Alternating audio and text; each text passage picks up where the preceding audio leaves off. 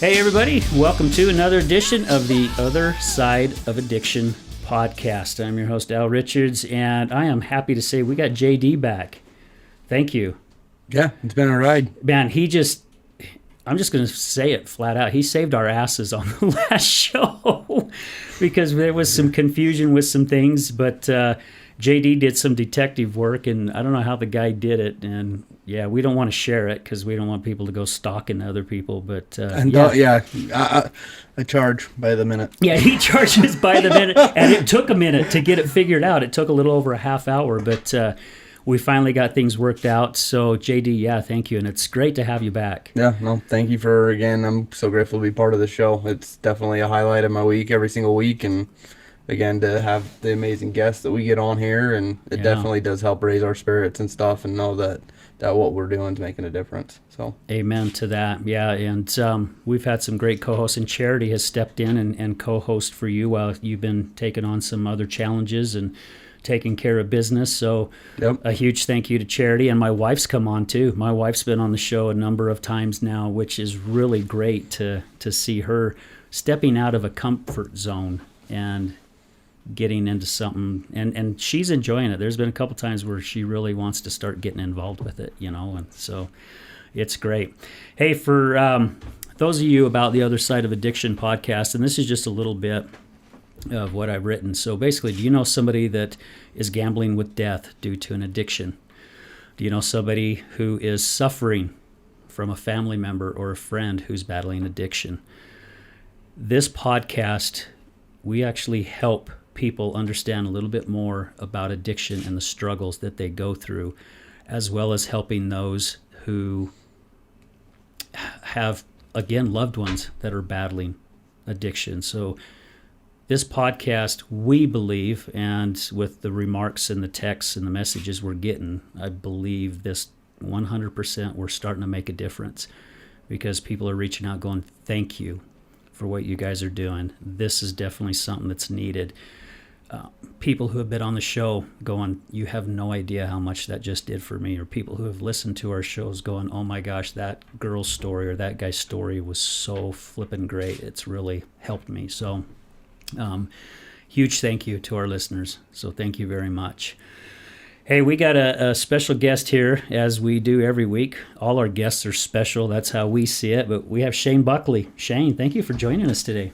Well, thanks for having me. Absolutely. So you guys have heard us, I think, mention Shane before on a few of our show. He is the guy that took time out of his day and put this incredible wall behind us. So this job that you see behind us, this great background, which we're still trying to figure out how we want to decorate it up. But yeah, Shane, thank you so much. I mean, you spent a long time here. I thought it was something that was going to be pretty quick, and I finally had to leave, and Brad kept sending me pictures, and I'm like, you guys are still there?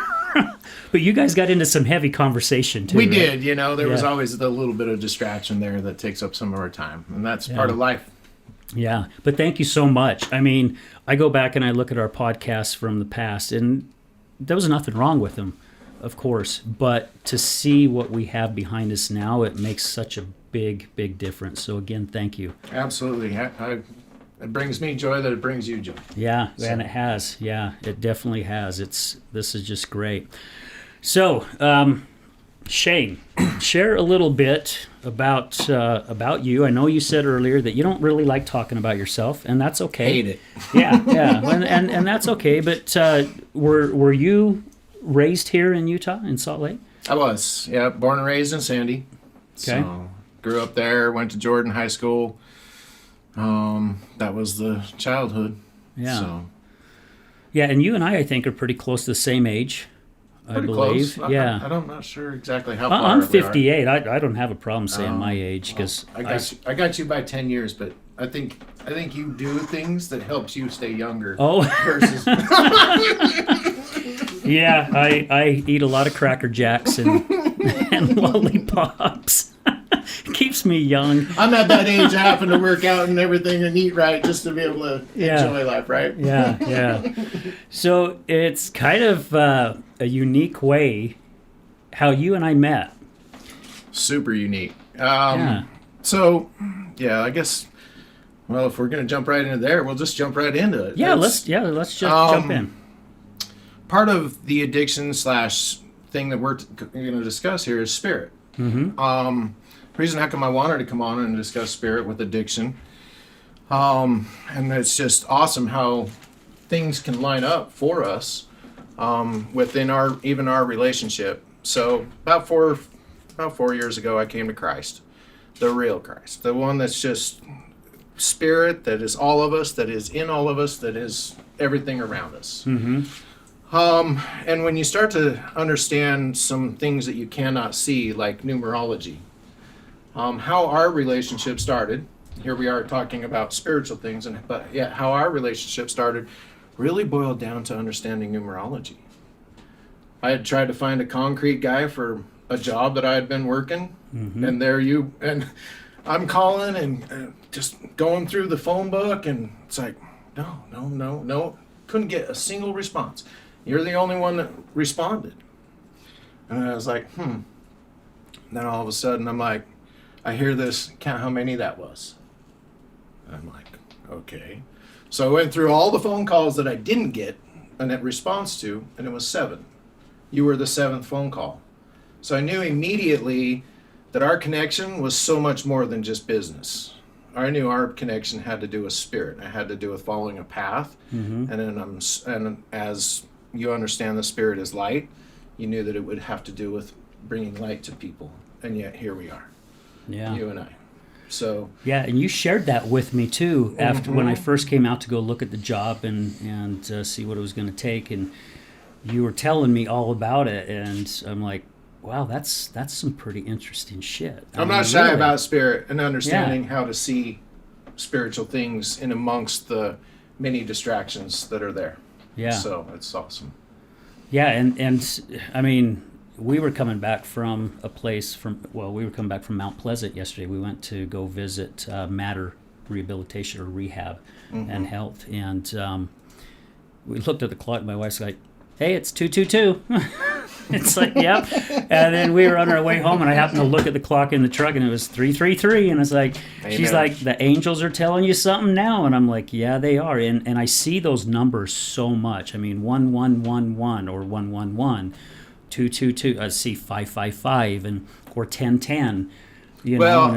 For you, and I'll just kind of throw this out there, just because this is a place where this is something that, even at that moment in time, remember when we met, and as we were discussing, you had brought up a scenario in your Facebook that your affirmations were changing, and that somebody had brought that to your attention, and that you were starting to talk more about God. And you relayed something to me that he had already shown me, but it was basically, you said, well, yeah, because I'm starting to understand that even my paycheck comes from him. And I was like, exactly. I was like, if it is supposed to be for you and what you are going to do, guess what's going to happen? You will start to flourish in that. Yeah. And here you are, shortly a year or so removed from that, and you've started this podcast that is about being a light to the world. And so when you understand that, that is the spiritual side managing the 3D. Yeah. Yeah. And I believe that true. So it was Lori who used to be the co-host here on the show. You know, she mentioned that to me, that I noticed that you're starting to say things about God or Jesus a little bit more in some of your posts. And it took me some time to start realizing that everything comes through him. You know, and again, guys, for our listeners, we're not talking religion here. We're not putting out a specific religion. We're talking about spirituality, what we feel inside us, right? The connection, the intuition, the subconscious thoughts that come to our head. We think that these, the word inspiration, the root word of that is spirit. So, and if you were to seriously try to consider, man is incapable of original thought. Every thought that we have either comes from an external source, or it has to come from a place of need, and then our minds will search for an answer, but then all of a sudden we'll get it. And how many times is that intuition, is that answer that we're getting, that we're trying to ask ourselves, all of a sudden the perfect answer for the perfect time? Yeah. 100%. Or somebody that you meet that just comes in and says something that you go, wait a minute.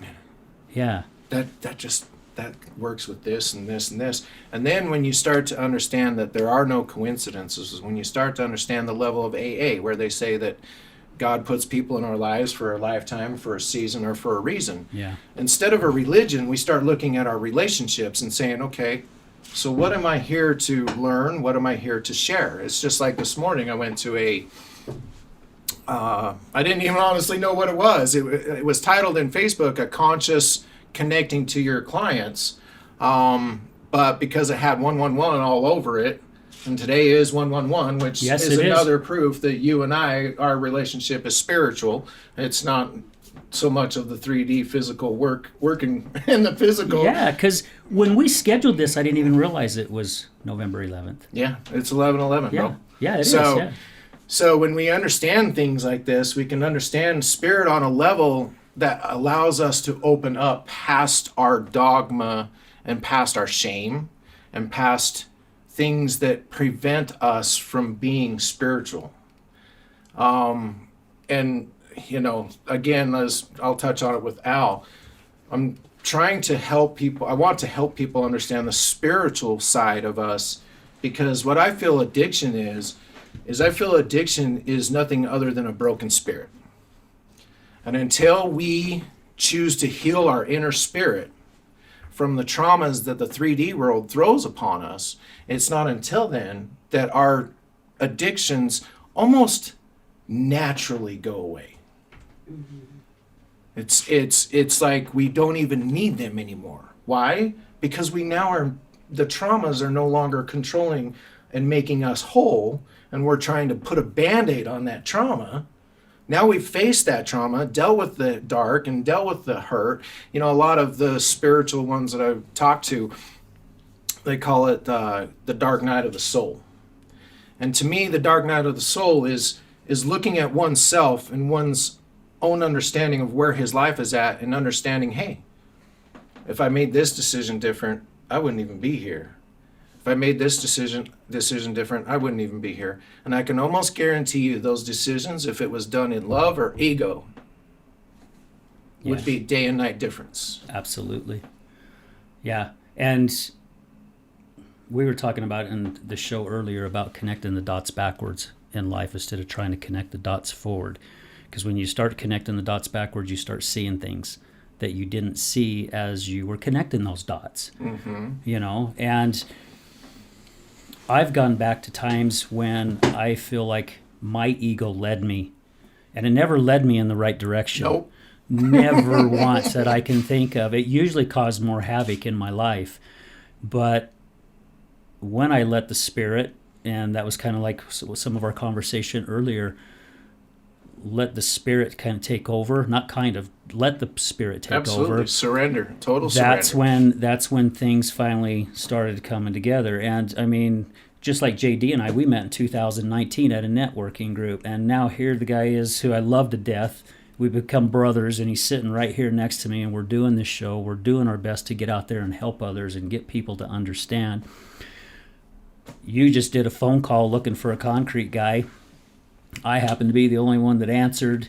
Mm-hmm. Which isn't an accident. No, which isn't an accident, because when you and I, even while we were talking about the job, you and I got into some just who would have brought crap up that we brought up, because we didn't know each other, right? No. We just started chatting, and all of a sudden we started realizing, man, there's a connection here, right? Absolutely. Yeah. And it was a spiritual one. It was a matter of being able to share light towards each other, to help each other on as we were moving forward. Yeah.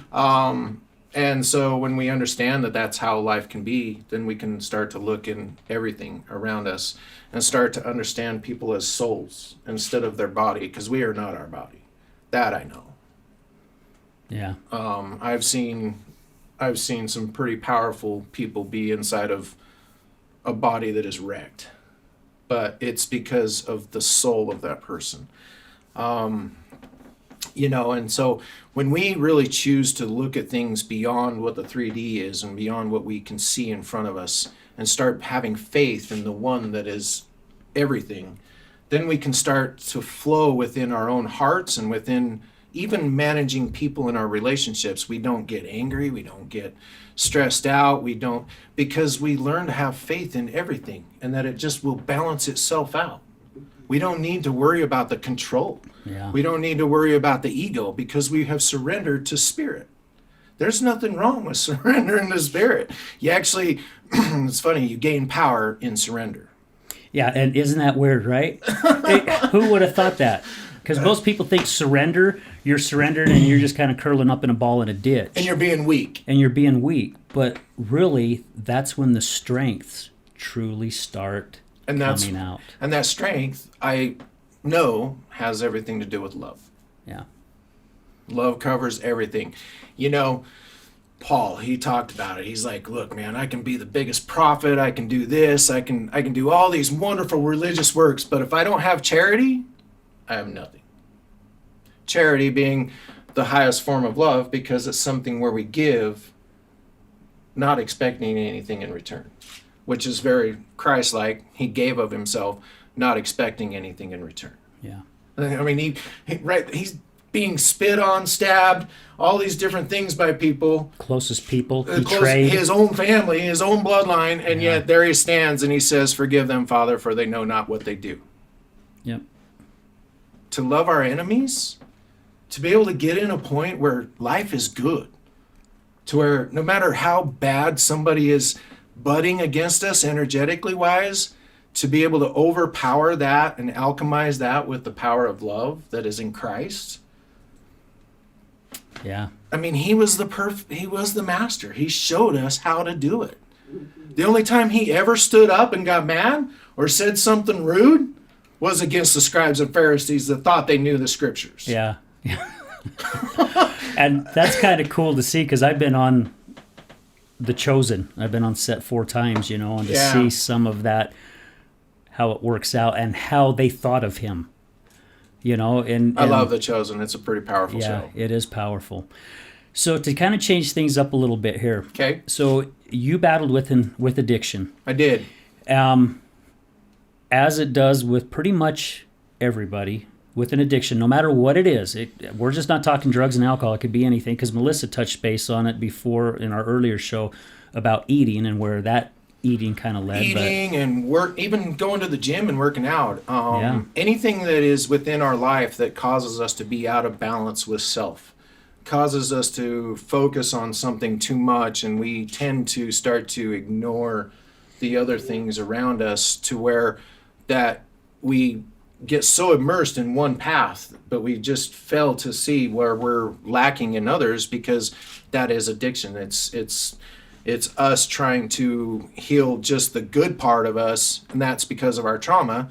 It's trying to heal, we take what we like and try to overfeed ourselves what we like, because that trauma is something that we're trying to battle, but it's not until we say, oh, look, this trauma was here to help teach me how to love. This trauma was here to help teach me how to care more about somebody. I said this yesterday or this morning. I was talking to Ian. You know Ian, right? Yes, I do. Yeah. Super spiritual guy. Got by the grace of God tattooed on his back and number 7 on his wrist, which is no accident. I was talking to him and I says, even the devil was divinely created. Because when we choose to understand that those traumas or those dark moments in time, when we start to really focus on the dark night of the soul, is only when we allow ourselves to open up and get past our traumas and realize it's not about us. This life and it's not about us. When we're gone, there's going to be somebody else that replaces us. When you're gone, there's going to be somebody else that replaces you. It's just the way it works. Paul says it. Our lives are like nothing but a fleeting grass in the wind. Here one day and gone the next. So what can we do while we're here? Well, we can love. Yeah, and help others. Loving is helping others. Yeah. If we truly are in the path of Christ, which is love, we will not sin. We won't miss the mark. Because even my children, there was one time I had my two boys, they were fighting back and forth together. And I'm talking about a 7-year-old at the time and probably a 13-year-old. 7-year-old, fighting back and forth at each other, you know. And I'm sitting there watching them argue about this. One broke one flag and the other one kicked the other one's bike. And I'm just like, oh my goodness. I'm trying to explain to them, you can't do that. And they weren't listening. And I just straight up said, Jesus, I'm like, please help me. Right at this moment in time, I need help to get through to my boys what is going on in their spirit that is not right. And immediately my conversation with my boys went to, all right, boys, what is hate? Is hate a dark emotion or is it a light emotion? And there's like, dark. I'm like, okay. What about jealousy? Dark. What about love? Light. What about joy? Light. I was like, so you guys already know. Wow. That's a good way of putting it. Yeah. I had not taught them that. But I knew from what the scripture says that God writes the laws upon the hearts of all men so that we are without excuse. It's the same thing why I say that people in the Amazon jungle that never read a Bible in their entire life, they know.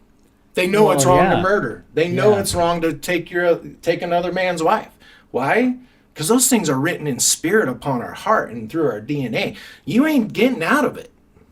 Yeah, we were born with it. We're born with it. Yeah. And these are things about the creation and understanding these things that it's not a dogma law to feel shame over when you don't accomplish that.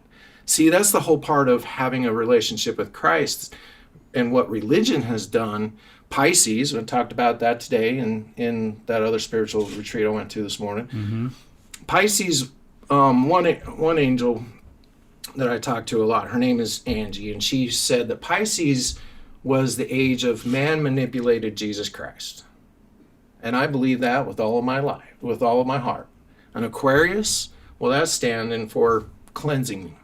And we're going to be cleansed of the dogma of religion. We're going to be cleansed of these controls that the Jewish Sadducees and scribes and Pharisees had over the people.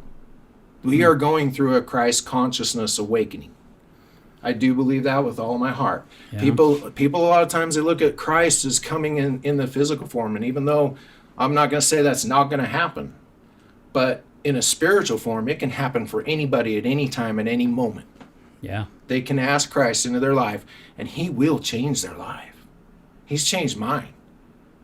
And that's why you've gotten so deep in this, right? Absolutely. So share with us the depths of your addiction, because it seems like a lot of people that we've had on the show had either that spiritual awakening, they had that aha moment, which is, to me, is still like a spiritual awakening. Mm-hmm. We've had people share on the show where they passed by a mirror and turned and looked at themselves in the mirror, and all they saw was darkness that woke them up because they visually saw it, you know? I mean, well, where did your addiction take you, and how long did you battle that before one day you said, and this was brought up in another show, and this is why I want to put it this way, what finally got you to say, I surrender, I'm done? Wow. That's like a really long story, but I'll try to do it as fast as I can. Grew up in a religion that creates a ton of trauma. The religion I grew up in teaches the law. It teaches the shame for missing the mark. It teaches the reasons why we don't need to look upon ourselves in a light that can be of love and of kindness and goodness. You know, it brings us into the level of comparison. So I grew up in that originally. Okay. Grew up as an only child as well. So socially, I was already at a huge disadvantage being able to even relate to people. So I went through that, and here I was, a devout religious person that read the scriptures in and out, and yet there I was. I found myself in mid-40s, pretty close to jobless, pretty much had the roof over my head only by the grace of God and my parents. And so when I sat there and realized, as well as some other things that of my own choices of darkness that I chose, not even realizing that it was my trauma that was heading me down this path of poor choicing. And it's like, all of a sudden I started to see something, and basically so I'm just going to give you my little testimony to Spirit, because this has nothing to do with religion, and this has everything to do with how I really come out of the addiction and into a relationship where addiction no longer has control. And this boils down to, I was 6 years old, lived out in Sandy, grew up on a street. The rest of the street was staunch LDS. I was raised Jehovah's Witness. So those two ideas were already saying you guys can't associate with each other, you can't hang out and be friends, right? Yeah. Well, lo and behold, this one lady moves in, has a couple of boys that live with her, and these two boys became my friends. She was LDS, but she really wasn't active. And she was also so focused because she was divorced and she was trying to just put the roof over her kids' head. Me and these guys got together and became friends. We became inseparable. That happened for about 3 years, and then all of a sudden they were gone. And they ended up moving up to Bountiful. She got married and she moved up to Bountiful. We tried to stay in contact and couldn't quite stay in contact. Lo and behold, 15 years later, I'm in the middle of a divorce because of my own darkness, not being spiritually woken up to things that don't matter, meaning the pursuit of money and the pursuit of material things, because that had been bred into me. And there I was, within a moment of time, sitting there in West Jordan, getting a divorce, have this big house, and I look in my neighbor's driveway and I see this lady that looks just like Stan's mom. And I say that because even when I was 6 years old, she had this jet black hair with this little white streak on the front. And I'm like, no way is that Stan's mom. I'm like, why would she be out here in West Jordan? This is 15 years plus later, right? So I'm like, I'm not going to make a fool of myself. I'm going to wait until she leaves. Well, I go and talk to my neighbor. I'm like, Heidi, who was that lady you were talking to? And she's like, Lou? And I'm like, Lois, huh? And she's like, yeah, that's it. And I'm like, no shit. I'm like, It is her. I'm like, that is her. I'm like, well, why? I'm like, well, where does she live? Right across the street from me.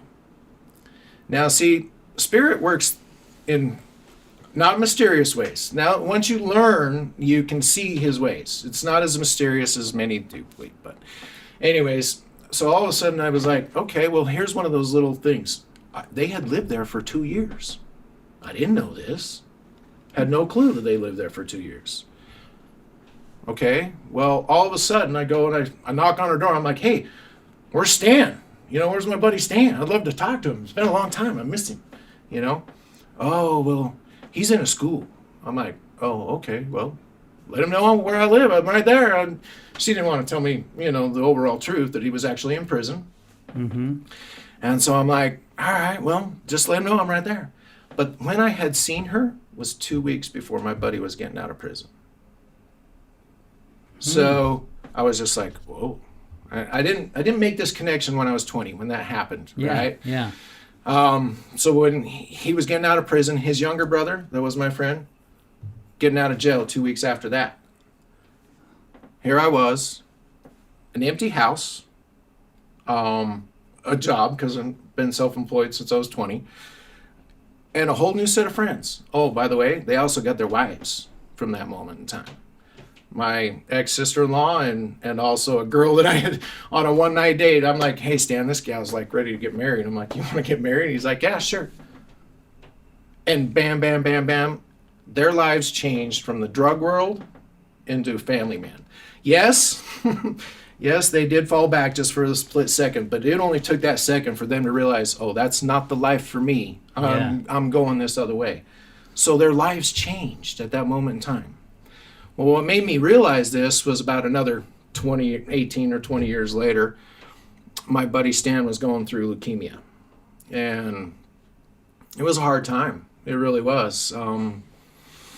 8 months of him going up and down. Yeah, he's going to make it. He's not going to make it. But around about the same time, I had also gone with my cousin on the mountains, and he from AA shares something that he learned about spirit, and that was that God puts people in your life for a time, a season, or a reason. So I was like, all right. And I just kind of thought about this for a minute. I'm like, all right, I'm going to look at that. I'm going to say, no, that was God. There wasn't no religion. There was no religion involved with me inviting Stan and Jason into my house. God had, when I was 6 years old, before I had even known, God had created a bond that was a non-judgmental, loving bond between children. And then he separated them, knowing he was going to use that bond at a later time, later date, to help those boys out of a door, out of a path that they were on. Yeah. And when I come to grasp those little moments in time and started to understand that when it boils down to God's will versus our will, we still don't win. God's will still win because he's much smarter than we are. He doesn't think like us at all. And it was really powerful for me to say, okay, you made people make moves thinking it was their choice, but it wasn't. It was your choice. And I said, and that's when I prayed. This was my moment. This was my moment where I'm like, all right, God, if Stan's supposed to be in my life for a lifetime, then let's get this parade over with because I'm tired of this up and down. But if this is the moment where he exits my life, then let's get that over with too. Either way, I'm good. I just want to know the God that can make people do things that they don't mean to do for his purpose, for a will to help people in love and kindness and goodness and help them change and get out of their addiction, get away from the depravity of chasing that old dark ego. And lo and behold, it was so funny as at the same time that they had come back in my life back when we were 20, there was also another person that was put in my life.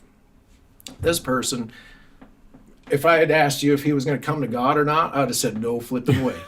No way is this guy ever going to accept God in his life. He was the most foul, cruel guy, joked horrible jokes. And I just was, and all of a sudden at this time I was realizing with Stan about his leukemia, I was like, okay, so I was just like, where's Brandon? I go golfing with his cousin. His cousin's one of my best friends. And lo and behold, he's like, oh, Brandon's a Jesus freak. And I'm like, what? I'm like, are we talking about the same guy? They're like, yeah. I'm like, that's a miracle all in itself. I'm like, if you have any idea who this guy was mentally, I'm like, how would he? And so I'm like, all right, well, I guess I'm going to have to call him up because when you start to understand that things are not coincidences, you can start to find your path through the myriad of things, through connection to things around us. And so when we start to see things that people from our childhood will come back for a reason or for some kind of lesson that can help us. Yeah. Maybe just to share love, maybe just to apologize for something that had energetically influenced us within our trauma, that allows us to heal and get past these things that cause us to go down the path of addiction. And so all of a sudden, next thing I realized, Brandon's like, yeah, dude. And if he had come to me with a religion, I would have said, no, I don't want it. Yeah. But he didn't. He came to me with, just get a King James Bible and read it, Shane. And then because I'm a mathematician, he, and Spirit led him to show me the numerology attached to the King James Bible of the number 7 and how that's, it's Psalms 12 verse 6 says, God says that my words will be like purified silver burned in a furnace of earth 7 times. So when we want to understand how important the number is 7, when we are looking at our whole entire life, if we want to see this number 7, there's many ways we can go, and we can even go down that if we really wanted to. But it's understanding our path and being able to see the angel numbers, the 111, being able to understand why somebody is in our life to share their love with us, to help us out of our position that we're in, to really gain power over this earth. Jesus says, hey, have no fear. I've overcome the earth. I've already overcome the world.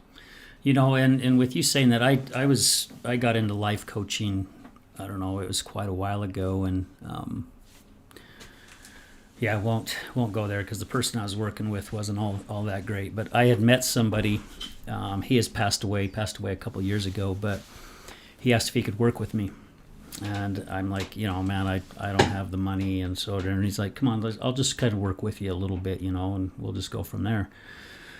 So we started doing this routine, and he started telling me, when you ask for something, start listening, and so anyway, we come back, I think, another week later, and he goes, so how's it working for you? And I'm like, I'm just as confused as I was before we even started this. And he goes, well, tell me how.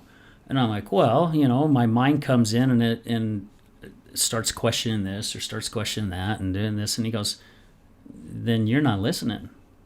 And I'm like, yeah, I am. I just told you it's saying this. He goes, no, you're not getting it. And I'm like, all right. He goes, this is how it works. When the Spirit is talking to you, it's go this way, go that way, or don't go this way, or don't go that way. It's yes or it's no.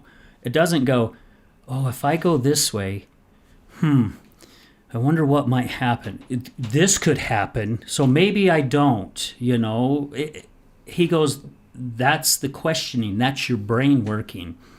Absolutely. Well, what you just said is to me, it's all over in Scripture for as far as just doubting that path. And why I say that is because even Peter was able to walk on water, people. Jesus wasn't the only one. But as soon as he doubted for a split second, he started going down. Yeah. That is the tap into spirit that I'm talking about. The one that believes you can walk on water. The one that has power over the 3D, because the 3D is only material. Mm-hmm. It really is. We are not our bodies. I know this wall is here, but it's only vibrating at a lower vibration. Yeah. And there's a level of following, but to the choice that you're talking about, the freedom of choice, when you're saying that he'll speak to you and this is yes or this is no, to be able to test whether we're being misled or being able to be led, I can promise you can test it with love. And if it is of love, yeah, it is the right way. And I'm glad you said that, because I had a buddy who knows the Scriptures very, very well. And I played golf with him for quite a while. And that's back when I was smoking, pounding the beers, having a good time golfing, telling dirty jokes up on the tee box. And then I was talking to who now my wife, but she wasn't at the time. And she's like, oh, you play golf with my bishop, huh? And I'm like, well, I don't play golf with the bishop. She goes, yeah, you do. And I'm like, no, I don't play golf with the bishop. She goes, well, you golf with Axel. I'm like, huh? He's your bishop? And she goes, yeah. And I was like, oh, crap. So I went in there and, I said, hey, I got a bone to pick with you. And he's like, what's up, Tiger? Come on in my office. Shut the door. And he says, why the hell didn't you ever tell me you were a bishop? He goes, didn't think it ever mattered. He goes, I love you for you. He says, you make me laugh. You make me smile. You make me feel wanted. And he goes, that's all I want for you too. He says, that other stuff that you do, he goes, it's not good for you. But if that's your choice, that's your choice. But when I was really getting into the depths of things, trying to figure out what I was going to do with my wife when she was in the depths of her addiction, and I was telling him I was confused. And he goes, just remember, anything that bad goes through your head, it's not him. That's the dart. That's exactly what I just, that's anything kind of what that's I tried good, to talk that's about. what you're saying. Yeah, so anything that's good, it's him leading you down that right road. Yeah, Paul clearly states it. The fruitages of the Spirit are love, joy, peace, long-suffering, kindness, goodness, faith. These things, it's interesting to see these things working in people. A friend, Ian and I, we just had dinner with a friend last night that is very much tied to the 3D. And she's heavily into, even falling farther into addiction. And Ian and I are trying our best to try to help her before she hits that rock bottom. But yeah, we tried to take her to dinner and say, look, man, you're so worried about what you look like. You're so worried about everything that's tangible. Quit. Just quit. Start sensing things like love and joy and peace. And when you start to believe in these things and you start to move forward in these things, the traumas go away. They just do. You don't need to focus on the traumas, because the traumas are not who we are. They just aren't. Right. It was designed, a lot of times those traumas are designed to help us move. Sometimes people won't move until they get to that point of being on their knees before they're willing to look up. Other times there's people that are just automatically connected to spirit. They just get to have it from the very beginning, and I can't tell you who's to say one way or the other. Everybody's path is different, and we're all here to help one another as well as be a part of the whole. And it's just, so trying to get out of our addiction, man, to having a relationship and believing in what you cannot see is so important. Even AA is a spiritual walk. It really is. And if you were to read the big book and do the big book, you would understand that AA is a spiritual walk. Mm-hmm.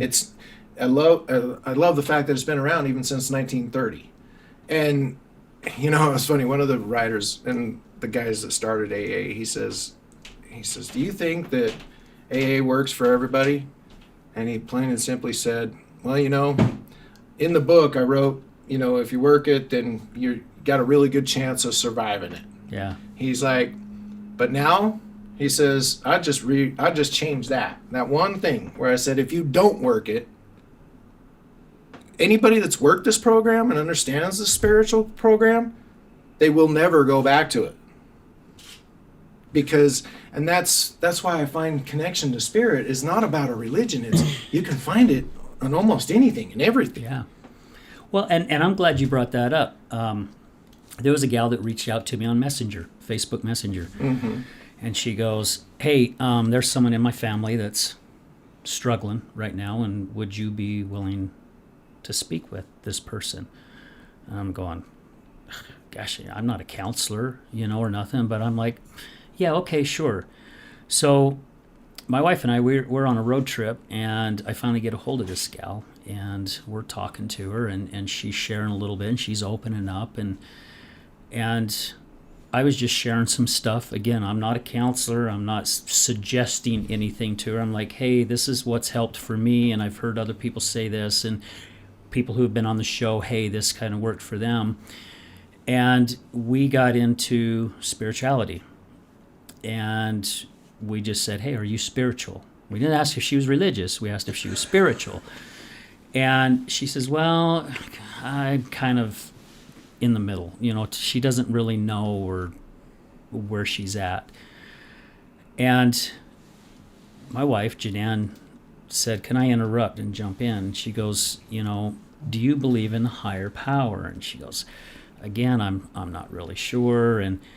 And she goes, look, I was at an AA meeting once, and this guy got up who didn't believe in God, but he did believe there was a higher power, okay? Something greater. It's just a seed. It's just a seed. And his higher power was the goldfish. Interesting. And so my wife goes, pick something. Pick a mountain. Pick a rock. Pick a goldfish. And when she was saying that, I'm going, holy shit, babe, that's freaking great. That is good. She goes, anything that's greater than you pick that and go with that. That's what exactly, I love that, because anything that's greater than us, Jesus says, if we were to come to him, then we are to come to him as a child. And if you think about how a child is with their parents, they want to learn.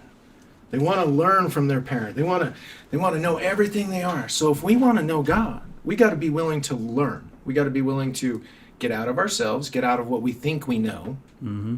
and be willing to accept anything. I love the saying, if we think we know something, we've now just limited ourselves to be able to learn everything. It's like if it's too good to be true, it's probably not. And to live with that, thinking you know something and that's the only path that is right for you and everybody else, that puts you in comparison, and comparison only gets you out of yourself instead of in yourself. So that's why each one of us are a light. And if we just stayed with that light that's inside of us, we could share it with everybody. But I also understand why we're all here too. Yeah. So. Well, let's take this time to take a real quick commercial break, and guys, stay tuned with us. We'll be right back. Have you ever been in a car accident? Do you know what to do after being in a car accident? Are the insurance companies going to take care of you? Hi, I'm attorney Rick Heaton with the Law Office of Bobby Udall. I will help you through the process and answer all of these questions. I give every single client my cell phone so they can talk to me whenever they need. Let me deal with the insurance company so you can focus on getting better from your injuries. Call me at 385-330-0226. Again, my cell phone number, 385-330-0226. Don't call the insurance company first. Call attorney Rick Heaton at 385-330-0226.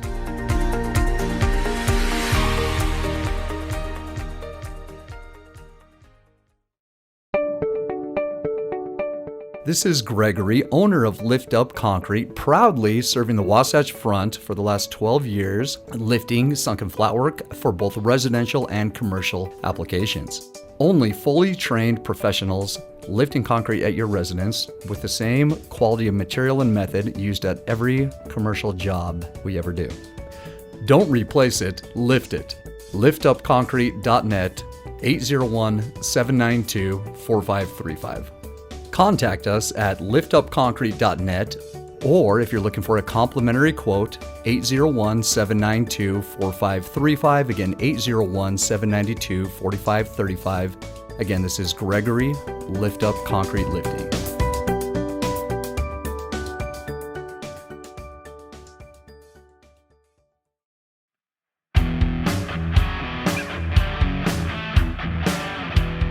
Hello, my friends. This is Brad Neufeld, and I want to thank you for tuning in to the Resilience Talk Network. You can listen to my show, Resilience, every morning, Monday through Friday at 8 a.m. Mountain Standard Time. On my show, we will be discussing what it takes for you to overcome the day-to-day challenges that all of us face in life, as well as some of the devastating ones that may lead us to feelings of hopelessness and despair. It's my goal to provide you with the tools and skills that you need to overcome anything that is thrown your way. To find out more about my show, visit our website at www.resiliencetalk.com. That's www.resiliencetalk.com. And as always, until we meet again, go for everything that you want in life and make it happen.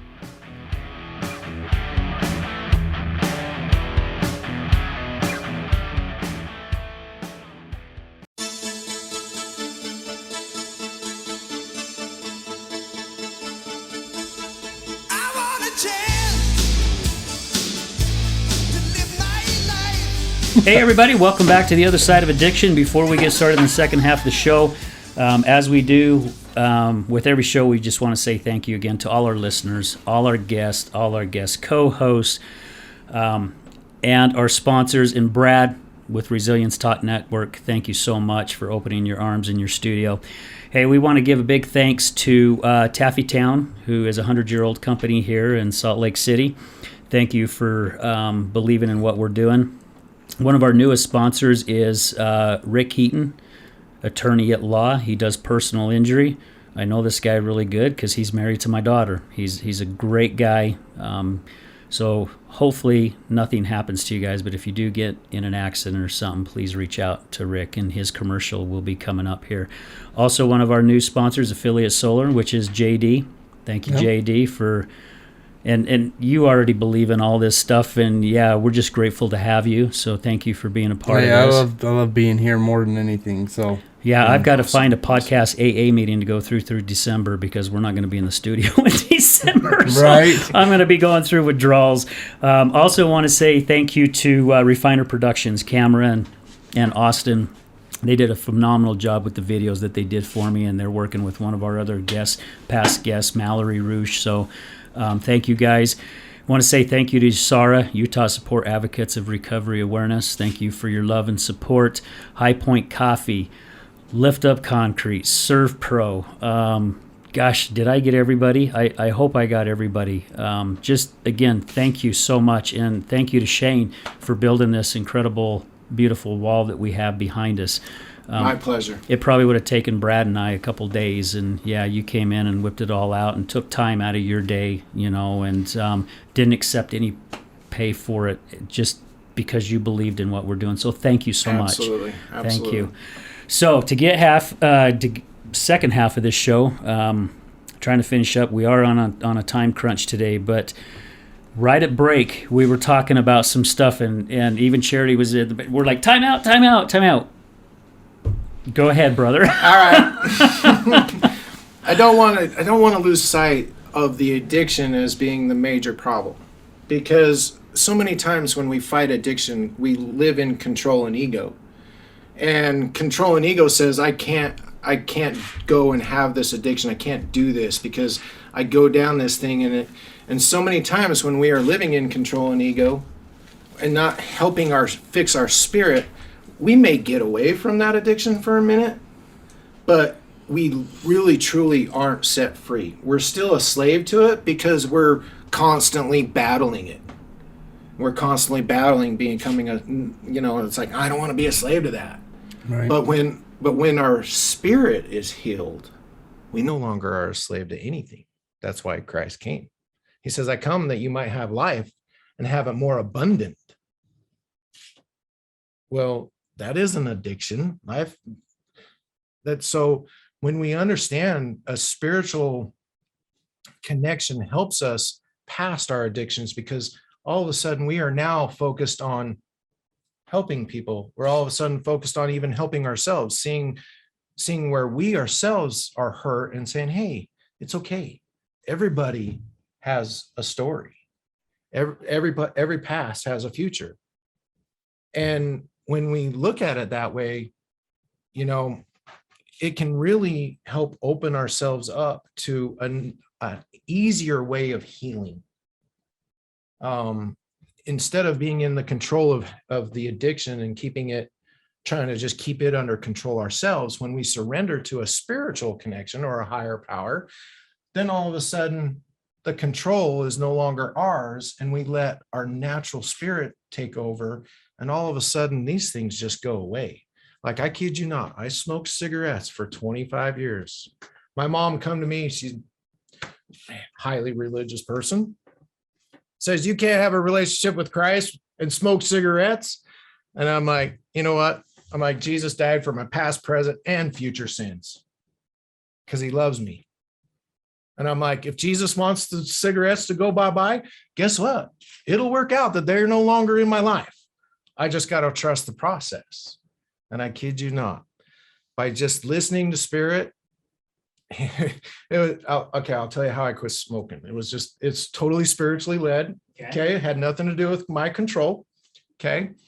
All of a sudden, and I had told that to my mom, and there were several times where my health wasn't feeling very good. I was smoking a cigarette, and all of a sudden I couldn't breathe. And I'm like, man, I'm going to die here, and spirit's like, yeah, look at what's in your fingers, dude.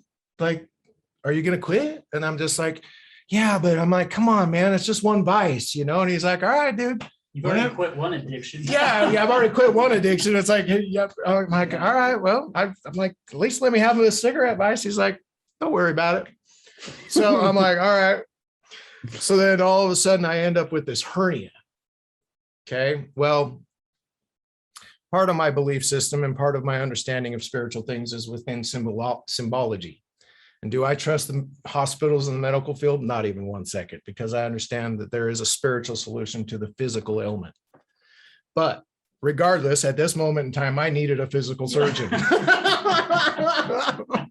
Yes. So we needed at times. Yes. Yes. So I'm like, all right, God, I'm like, help me out here. I'm like, I don't want to walk into the devil's playground, and I'm not trusting these guys. So I want you to give me a white hat.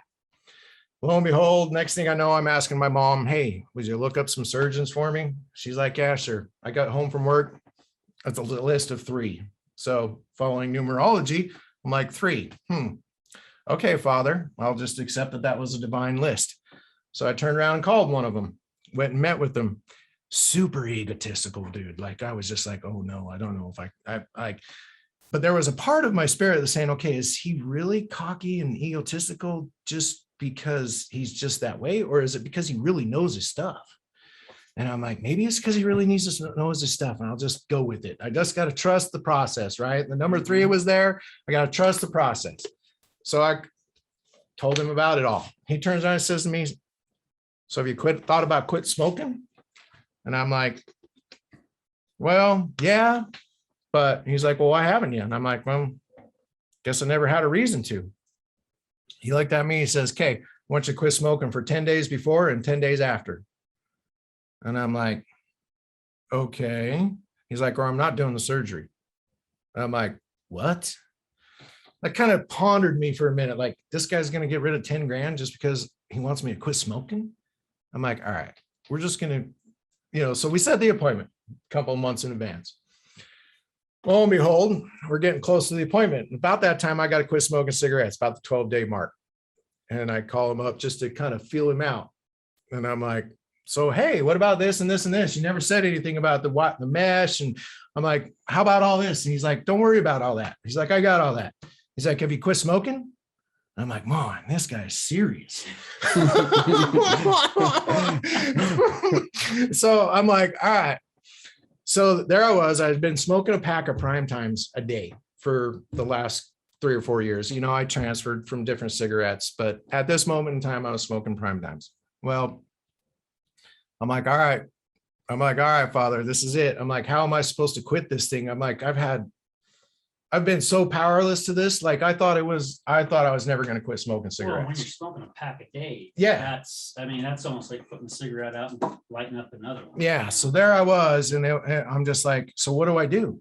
And literally the thought or the inspiration comes to my head. Hey, they're prime times. They come in this nice little plastic sleeve. The singles do. Don't go buy a whole pack. Just get 3 of them. And whenever that chemical, God's like saying, hey, I'm going to wean you off the chemical addiction nice and slow. I'm not expecting you to be cold turkey. I'm like, all right, Father, I'll do that. So I did. I just listened. All I did was just listen to Spirit, what it told me. Yeah. Right. And so I go and get these these little prime times, 3 of them, and sure enough, every time I'd smoke a couple puffs, and he's like, okay, now you're done with the chemical addiction, put it away and put it back in the plastic sleeve. Wait until the next time. I'm like, all right. So that happened. All of a sudden, those 3 cigarettes lasted all day. And I was just like, this is cool. I'm like, all right, well, now what? Because I'm now on day 9. And I'm like, I've got to quit. And he's like, well, just go get some cigarillos. And you can't inhale them because, you try to inhale a cigar and the smoke just, you can do is turn you green. Yeah, it'll turn you green. So I'm like, all right, I'll go get some cigarillos. He says, you'll get a little bit of the chemical in your mouth through the blood, and that's in your mouth. That's how a lot of things we can get into our system is just having it in our mouth. He's like, and but at least you're not inhaling it. And I'm like, all right. And what's so crazy about this is 10 days before and 10 days after, with 1 day being in surgery, that's 21 days. The number 3 and 7 are involved, and it's also proven that it takes 21 days to break an addiction. So again, it's the perfection of God and numerology and everything else and how it works with our spirit and stuff. But anyways. Make sure we got that one in. Yeah, I got to. Absolutely. So anyways, we get there and I'm just like, okay, well, sure enough, I had those cigarillos in the door of my truck and I was up camping and I never even needed them again. Never even looked at it. They sat in the door of my truck for a year after. Wow. And this is what I'm saying about addiction versus a broken spirit. Once you have healed your broken spirit, the addiction can sit right in front of you and you're not interested at all. But if you're still trying to fight the addiction, as in your control and your ego, and that addiction is set in front of you, what do you got? You're having to fight it still. So ultimately, I was just like, wow. So lo and behold, there I was quitting cigarettes. And literally it was that easy. I no longer craved it. And all it took was me listening to Spirit. And it was just like, wow, okay. I could not believe I got rid of the addiction to cigarettes. Mm-hmm. And lo and behold, now back to proving that this is spirit led by Christ. So I'm like, all right, I go back to my evaluation after surgery, right? And I proceeded to, it started on our conversation of Stan and how I came to know the King James Bible and spirit and truth and word and all of that thing. And I was like, so, I prayed for somebody for God to give me a white hat, and he's like, that's interesting. I'm like, what's that? He says, I'm studying the King James Bible to figure out how my things I know about the body and surgery and what I can do, and comparing it with Christ and his healings. Wow. Holy cow. So there you go. Knowing that I got the answer clear and clear, that was sent to me, even though I had to deal with a hernia for it. It was basically, hey, it's time for you to quit, and we're going to give you the time to quit. I even had a person donate $2,000 money to me just so that I could take the time off work. Wow. And so, yeah, it was all spirit led. But that's what I mean is like when we choose to just be in that moment, to be in that, to love life, to enjoy life, to be happy. You don't need the addictions to be happy, but we can be happy here. Problem is we gotta beat those traumas that are spiritual traumas. They're not physical traumas. They're things that you can't see love. You can see evidence of love, but you can't actually see love. You can't see joy. You can't see these things. That's one of the things that God, like, I kind of questioned him on it. I said, all right, Father, you say you're the same today, tomorrow, and forever. I'm like, but I'm sitting here trying to help somebody I'm trying to put a 2,000-year-old book in somebody's hands and say, read this as truth. But it's a storyline from 2,000 years ago. And he's like, really? He's like, think about it. And so I thought about it. And he's like, what's the same? Love, hate, anger, joy, peace, kindness, goodness. Those are all the same. Yeah. And when I understood that was a walk of life that we could choose to go down. And when I started walking that life of love and joy and peace and forgetting my judgment and my ego and controlling things, all of a sudden life just started coming to me. Yeah. And I'm with you on that. So I had a friend, we were sitting down in the backyard of another friend's house one time, and he was mentioning certain words that I was saying on my vocabulary. And I would say try a lot. I would say sorry. Hate was one that, a lot of us say, it's like, I hate how my feet feel with these shoes on. Even though we're not meaning it in a bad way, but we're sending out those vibrations. And so they're spells. That's why it's called spelling. Yeah. So he turned me on the book, Napoleon Hill, and it was Outwitting the Devil. Nice. And another book called Word, I Am Word. And when I was reading the meanings behind certain words, I'm going, my gosh, we're sabotaging ourselves on a daily basis and not even realizing it, and we touched base a little bit about that on a show just, not too long ago. But one of the things that really got to me when I read Outwitting the Devil by Napoleon Hill, it was written back in 1934. And his wife swore, as long as she was alive, that book was never going to be published. Because back in those days, they would be the laughing stock of everybody. And Napoleon Hill was pretty well known about that time, with the work that he was doing. Mm-hmm. And when I read the book, it literally seems like Napoleon Hill sat down, just like we're sitting down having a conversation, like he sat down and he interviewed the devil. And I don't know why, but this one piece of that whole book, the book's like that thick, that really resonated with me and has stuck with me to this day. And Napoleon Hill said to the devil, he goes, so there's a lot of religions out there, lots of them. He says, you've got to feel the fear of religion. And the devil chuckles and goes, religion? Why would I fear religion? He goes, they're my allies. Absolutely. They And- breed shame.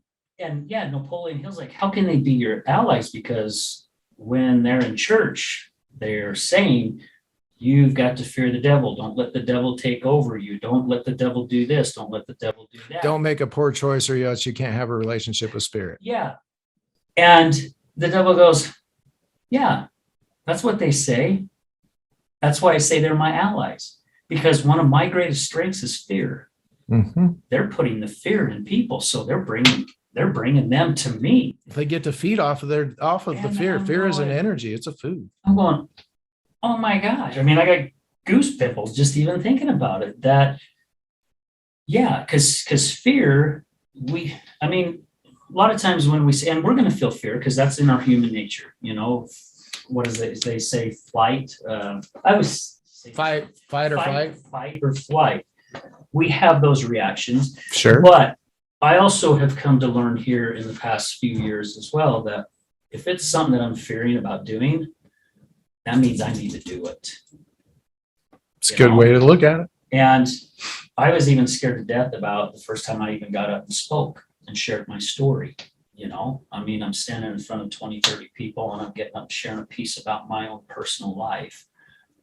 But the reaction that I got out of it was very, very rewarding. Then COVID hit. And we talked about doing podcasts for almost the whole year of 2020, and I remember when 2021 hit.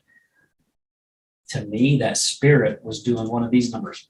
Hey, I'm knocking you on the head. How many hello, times? are you listening to me? Yeah, And sometimes it's like, he sits there and tells us for a year before we Yeah. finally listen. and it's like, do it. And I remember calling Lori up and I said, man, I just got this strong feeling, but I'm like, I don't know if you're in, but I'm doing this without you. With you or without you. It's time. It is time. And as soon as I gave that up, I run into a guy that I know at a ribbon cutting. He introduces me to Brad. Brad and I kind of talked a little bit. Nothing happened in 2 months. Ran into the same guy again at a ribbon cutting. You talked to Brad? We chatted a little bit. He had something going on. No, he's good now. Reached out to Brad. Next day, we meet for a 1 hour coffee that turned into 2.5 hours, as JD always shares. If you're going to sit down and meet with Al for coffee, plan on a couple hours. But next thing you know, here we are. And it was something that I was fearful about because didn't know how it was going to happen. Didn't know what to do. Didn't have the money to buy nice mics or headsets. But with listening, everything just started just dropping in place. And It came to you. it came to me. And since that time, we recorded our first show in March. So we're coming up on our 1 year pretty soon. The people who have been plopped in front of us, I had already met JD, met you during this time, met Charity during this time, watched my wife go through a real struggle battling alcoholism, now seeing this beautiful lady blossom into somebody completely different. Our guests who have been coming on the show, and at first I was reaching out trying to find people going, gosh, this could be a struggle, man. I don't know. This may be hard trying to find somebody. So let's just do a guest every other week. We'll just kind of do our show in between. That happened 4 weeks. We've already got flipping shows scheduled for January.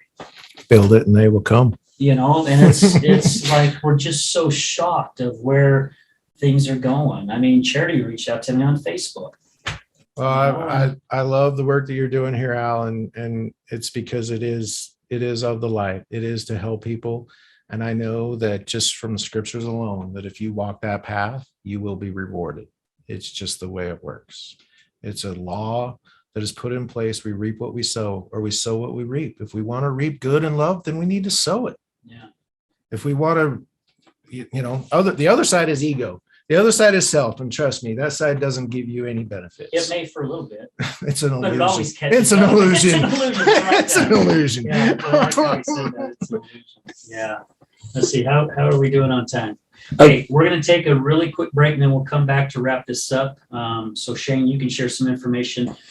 You're an incredible handyman. I mean, you do a ton of work. You've been in the business a long time. As we've said, he did this wall. And if you guys are here, I mean, this wall was like flawless.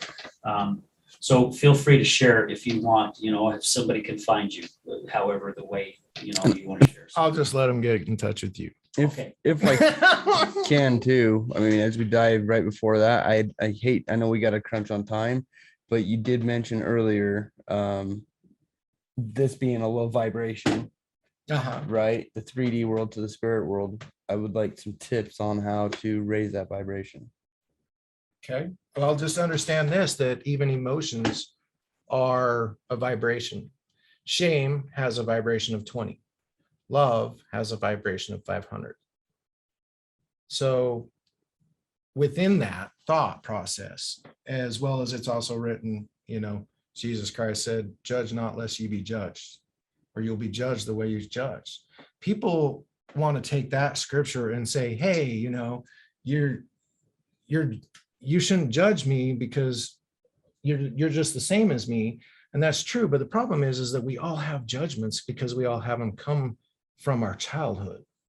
It's a matter of letting go of what we think we know, being willing to open up to everything. And then that is when we get rid of all judgments, is when love, the higher vibration, can come in and lead your path, where the love will take you to places and let you meet people and run into things that you can't, you just got to understand that Jesus says this, better to believe in what he cannot see than what he can see, because those things are things that when we choose to stay in a vibration of shame, oh, I'm not good enough. Oh, I'm, these stories, that's when addiction takes over. That's when we try to put a Band-Aid on it, but that's why coming truly to Christ and saying love and forgive all, even Jesus said, hey, those people that you're walking with, your brothers and your family, even the people of the world love each other. They love their family. He says, I say to you, love your enemies. So when we choose that vibration of love, even to our enemies, turning the other cheek, all of a sudden we get rewarded with more and more love around us. So it's another part of understanding that we are not our bodies, and understanding some of the spiritual laws, you reap what you sow, and different things like that, to understand that within our choices, we can choose to be happy in this lifetime that caused all these traumas, but we gain it because we've learned to walk with zero judgment. We've learned to walk without the shame. We've shed the shame. You know what? Yeah. Guess what? I missed the mark. So did you. So what? Who cares? There's a saying that I have that I love almost more than anything, and it's, you've reached perfect love and forgiveness when you understand there's nothing to forgive. And I'll let the audience wrap their head around that for a minute. Okay, well, we're going to stop for a quick commercial break and we'll be right back. Good morning, this is Leticia with Computer Hospital. We are your computer repair experts for both PC and Mac. We are your community resource for all of your computer repair needs. What makes us different is that we want to fix your computer. We also do free diagnostics. We charge a flat rate labor, which means that you won't pay by the hour. All of our computer repair is done in-house with a fast turnaround time, and same-day service is also available. Feel free to stop by anytime without an appointment. We're located in Sandy at 8721 South State Street. Again, that's 8721 South State Street, or call us at 801-987-3993.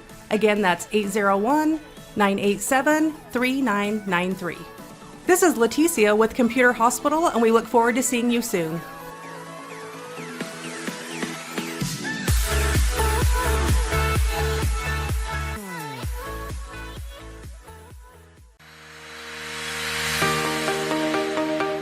Hello there, this is Brad Neufeld with the Resilience Talk Network, and I would like to introduce to you Taffy Town, one of our newest sponsors.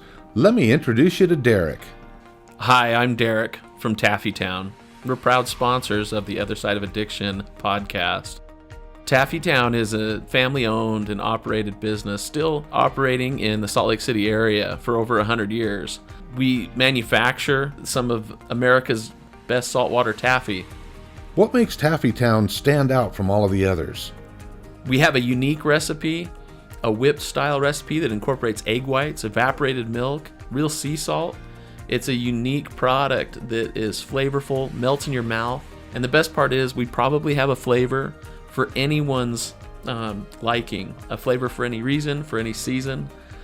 We have unique flavors like chicken and waffles, maple bacon, frosted cupcake. New this year was a pineapple ghost pepper flavor. That's awesome. Where can people find out more about Taffy Town and all of its products? You can check all of this stuff out. All of our products are available for sale on taffytown.com. We ship for free from our website, so all of our pricing on there is shipping included. Oftentimes we offer special promotions and discounts to our loyal customers, so do be sure to sign up for an account, and we look forward to seeing what we can do to make you smile with our taffy. Where are you located? We are currently located at 9813 South Prosperity Road in West Jordan, Utah, just at the foothills of the Copper Canyon mine. Derek, taffy has always been a great gift to give. What are some of the creative ways Taffy Town can help say thank you to others? Yeah, if you're looking for gift ideas, whether to say thank you to friends or family, or maybe to your clients after such a difficult or successful year that you've had, you could look no further than to get a gift idea from taffytown.com. We offer pre-packaged gift boxes that say that it's saltwater taffy from the city of the Great Salt Lake, and it tells a little bit about the history of our community and making candy for so long. You can also do customized gifts to pick out just the right flavors or colors of candy for that special someone and deliver even a personalized message in that box to them. So please feel free to check out taffytown.com for any gift ideas this season. Thank you so much, Derek. Please visit taffytown.com, that's taffytown.com, to find out more about the products and services that Taffy Town offers. You won't be disappointed.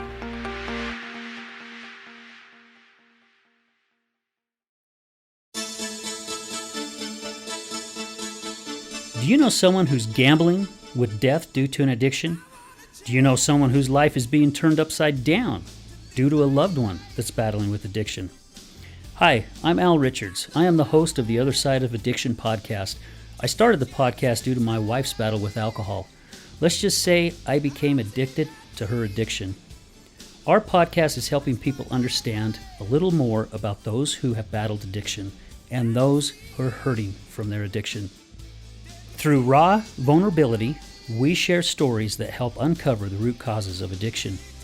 Shame felt on both sides, matter of the conscious and subconscious mind, continued beliefs, and often confusing paths of recovery. We collaborate with real people and their stories, as well as licensed professionals, to help our audience gain a better understanding of addiction. You can find us on Resilience Talk Network. You can also find us on Facebook at Mr. Al Richards. That's Facebook at Mr. Al Richards. You can also find us on YouTube. Just look up the Other Side of Addiction podcast.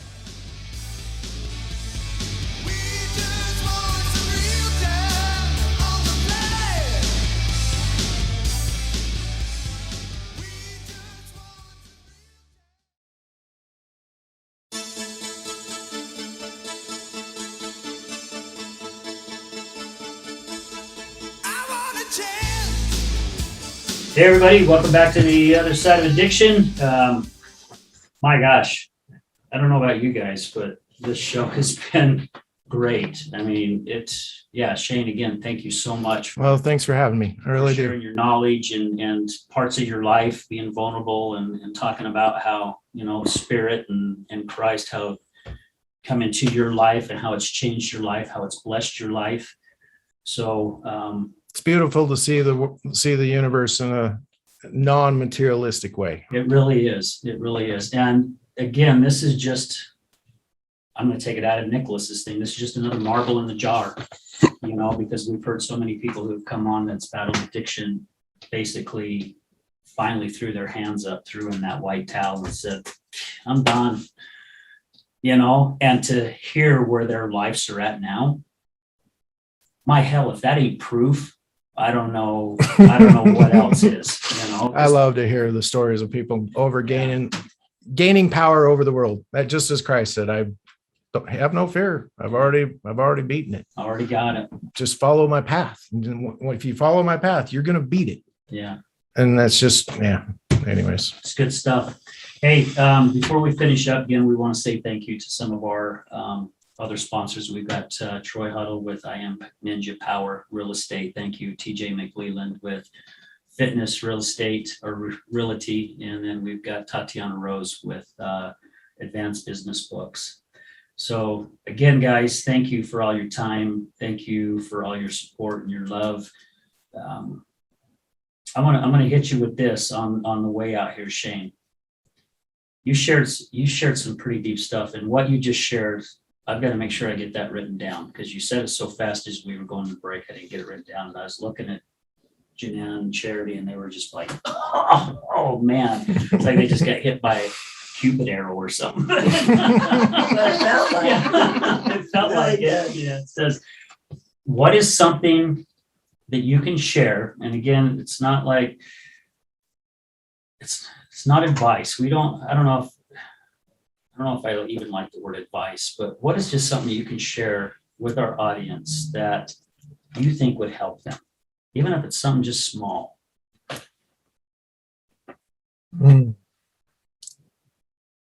Don't let your traumas write your story. Just don't let your traumas write your story, because you are loved. You are loved by the creator of this earth. You are loved by the creator of this universe.